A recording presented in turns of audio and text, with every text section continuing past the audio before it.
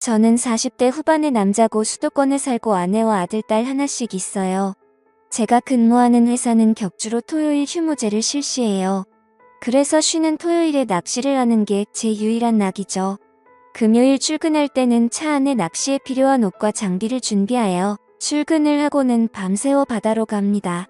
낚시를 좋아하는 친구들과 동행할 때도 있고 여의치 않을 경우에는 혼자서 가기도 하고요.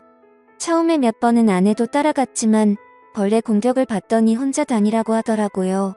아내는 제가 낚시를 가는 것을 싫어하지 않아요. 생선들이 문제가 되는 마당에 돈이야 조금 들지만 완전한 자연산의 국산 생선을 듬뿍 잡아와 일요일 저녁에 제가 손질해준 푸짐한 생선회를 먹는 즐거움이 크다면서 잘 갔다 오라고 인사를 건넵니다. 생선은 아무리 먹어도 살이 찌지 않는다면서 반겨주죠. 더구나 우리는 사귈 때부터 생선회라면 어디라도 따라다니던 아내이기에 제가 낚시를 간다고 하면 얼음을 준비해서 냉동실에 넣어두는 생선 매니아입니다. 제가 잡아오는 생선은 큰 것은 잘 다듬어 냉동실에 보관하였다가 명절에 전으로 쓰고 있어요. 물고기를 많이 잡아오면 아이스박스에 차고 넘쳐서 근처에 사는 친구에게 전화해서 나눠주기도 합니다. 또 남해 바다만 가는 것이 아니라 서해 바다도 가끔 가기 때문에 저희 집 냉동실에는 마치 마트 수산 코너처럼 다양한 생선이 들어있어요.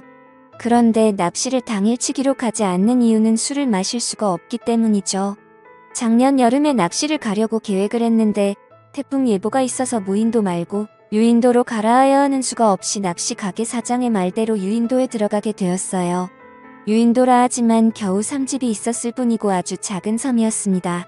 섬에 도착하자마자 낚시대를 들이우고 라면 끓일 준비를 하자마자 고기들이 입질을 시작했기 때문에 날씨를 살펴볼 여유가 없었죠. 3시간 정도 되자 돔 6마리를 잡았고 차에서 아이스박스를 가져오려고 하는 찰나 비가 억수같이 내리고 바람이 불어 낚시를 급히 중단하고 마을로 달려갔습니다. 거기 아무도 없어요. 하고 고함을 쳤으나 대답이 없었고 다음 집에 들어가 황급히 문을 두드리며 고함을 지르자 한갑 정도 되어 보이는 여자분이 문을 열자 낚시 온 사람인데 갑자기 비가 와서 그러는데 민박을 하고 싶은데 방이 없나요? 하고 말하자 그분은 우리 집이 민박을 하기는 하는데 마침 아들 내외와 손자들이 와서 댁한테는 내줄 방이 없어요. 하시기에 그럼 다른 집에 민박하는 집 없습니까? 하고 묻자 요 뒷집 최씨네는 방이 있겠지만 민박을 받는 집이 아닌데 라고 하기에 그분의 손을 잡고 어르신 비만 피하면 되니 저 좀 도와주세요. 하고 말하자 그분은 빠르게 비옷을 입고 가봅시다. 하며 앞장서기에 저는 조마조마한 마음으로 그분의 뒤를 따라갔습니다. 최씨 있어요. 하고 말하자 제가 부를 때와는 달리 바로 문이 열리며 네. 하고 대답하더니 같이 온 저를 보고는 고개를 숙이자 최씨도 알다시피 우리 집에는 아들이 와서 남는 방이 없고 저기 사랑채에서 오늘 하루만 방 내줘요. 하고 말하자 전 민박 안 하는데. 하고 말을 흐리기에 아주머니 비가 너무 많이 오니 실례지만 좀 부탁합니다. 하고 했더니 집에 먹을 것도 없는데. 하고 말을 흐리기에 아이스박스에 든 돔을 보여주며 이거 같이 먹어요. 하고 말하자 저를 데리고 온 분이 월척이네. 우리 섬은 물반 고기 반이라니까.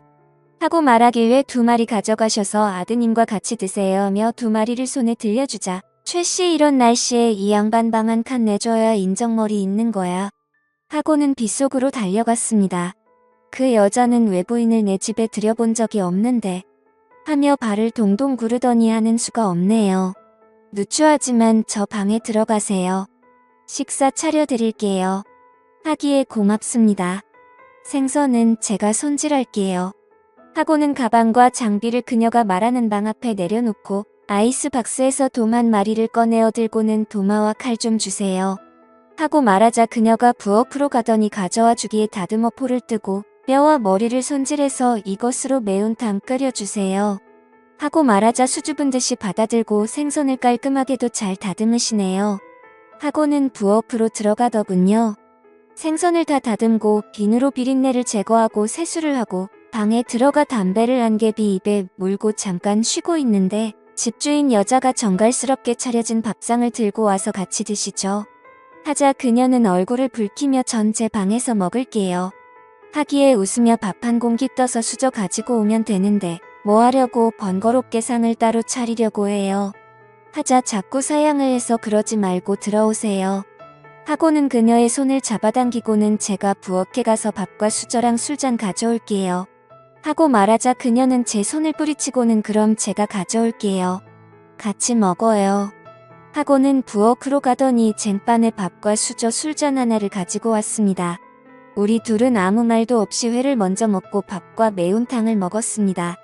어색한 분위기가 지속되자 내 가방에서 술을 꺼내 그녀에게 따라주며 한 잔 받으세요. 하고 말하자 화들짝 놀라며 조금만 주세요. 하였으나 잔을 가득 채워주자 저에게도 그녀가 빈잔을 채워주었습니다. 전 단숨에 잔을 비우고 다시 잔을 채우자 그녀는 조금씩 마시며 써서 못 먹겠다는 표정을 지었습니다.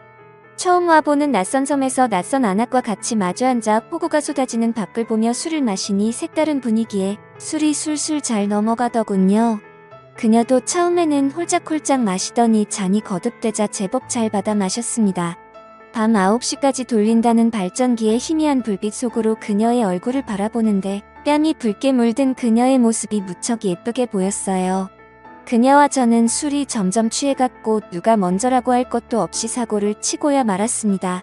그리고 나서 한참 후 그녀와 대화 중에 알게 되었던 사실이 있었죠. 탈베개를 해줬더니 제품에 안기며 자신의 이야기를 하기 시작했습니다. 22년 전에 결혼을 해서 아이 하나 낳고 잘 살았는데 작년에 남편이 혼자 배를 타고 나갔다가 안 돌아와 해경에 신고를 했고 수색을 한 결과 남편이 탄 배는 뒤집혀 있고 시신은 결국 못 찾았다고 하더군요. 그녀는 갯벌에 나가 조개나 낙지를 잡아서 판 돈으로 육지에 유학을 간 아들의 대학 등록금을 보내주고 있다고 하였습니다. 그녀의 사정이 너무 안 됐기에 비상금으로 가지고 간 돈을 전부 털어 그녀의 손에 쥐어줬고 그녀는 이러지 않아도 된다라고 말하면서 한사코 거절하였지만 억지로 주었습니다. 그리고 다음날 그녀는 저를 위해 진수성찬을 차려주었습니다. 정말 지금 다시 생각해도 침이 넘어갈 만큼 손맛이 좋더군요. 저희는 그렇게 처음 만났지만 오래 알던 사이처럼 연인처럼 하루 종일 함께 시간을 보냈고 납치 가게에서 저를 태우러 올 때까지 많은 대화를 나누었습니다. 이후 제가 섬을 떠나는 배를 타자 그녀에게 인사를 하는데 매우 아쉬운 표정으로 눈물이 글썽거리며 나를 바라보고 있더군요. 저는 그녀에게 말했습니다. 이제 자주 올 테니 그렇게 아쉬워하지 않아도 된다고요. 그리고 그날 이후로 저는 그 섬으로 매달 2번의 낚시를 갔고 그녀는 저를 아주 신나게 반겨주었어요. 그녀 말고 그 섬에서 살고 있던 2 집의 사람들도 이제는 제가 그녀의 집에서 머무는 것이 당연하다고 생각하고 있는 듯 했습니다. 저는 그 섬에 갈 때마다 소소한 선물을 사서 2 집에 드리고 옵니다. 그러면 그분들도 자기들이 잡아둔 고기를 저에게 챙겨주니 굳이 낚시를 하지 않아도 되고 시간이 남다 보니 온종일 그녀와 연인처럼 시간을 보낼 수가 있었죠. 그리고 그녀와 저는 점점 더 사랑에 빠지게 되었고 그녀의 아들이 육지에서 대학을 졸업하면 그녀를 제가 사는 곳으로 이주시키고 그녀와 같이 그녀가 살던 섬으로 낚시를 다닐 계획입니다. 참 세상에는 어떤 인연이 어떻게 이어질지 모르는 게 참 신기한 것 같습니다. 지금까지 제 사연을 읽어주셔서 감사드려요.